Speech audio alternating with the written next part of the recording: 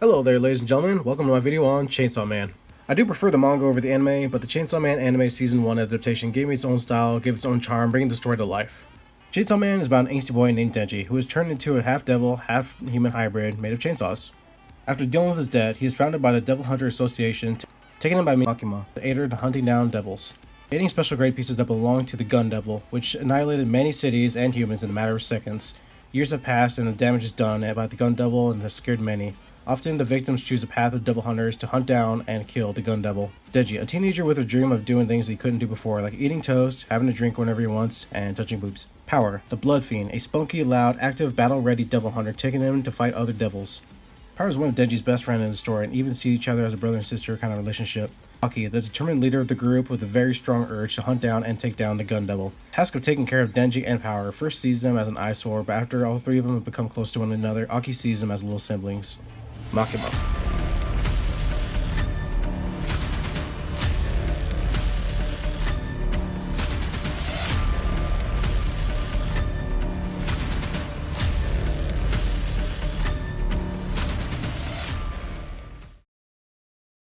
I'm a huge fan of Fujimoto's work. Goodbye Eri, by far one of my favorite pieces of fiction I've ever read in a long time. Fire Punch Man, one of the darkest, cruelest stories I've read. And Chainsaw Man, one of the most fun I've ever had reading mangas. Fujimoto's art reminds me a lot of cinema. Each panel is carefully created and gets you engaged within the story. Some panels have the same art style with subtle differences to convey interactions or feelings. To crazy over-the-top spreads that remind me of Porky Pig saying "that's all folks," but with Chainsaw Man busting out of someone's guts.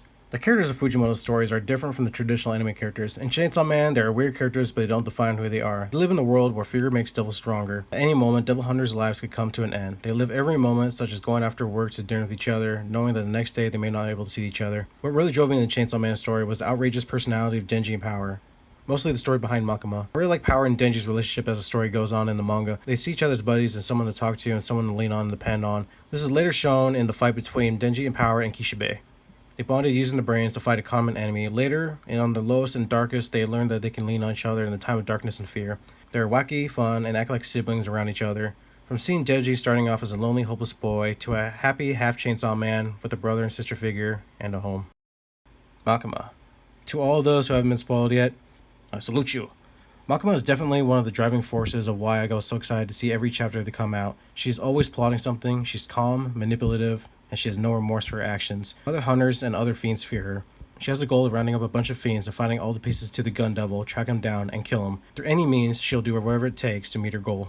I was wondering how they were going to show Mikima's powers in anime, but after watching a bunch of reaction videos and see people's reactions to Makima's ritual scene, it gave me a lot of hope and full of for the Chainsaw Man adaptation that will live up to the expectations. Even though it felt like the anime didn't really give Mikima's design 100% justice or Fujimoto's style, but it still feels like an anime. It feels like Chainsaw Man, just in a different style. I'm kind of okay with it, but in my opinion, it's kind of hard to capture the mindset of Fujimoto's work and convey it into an animated format.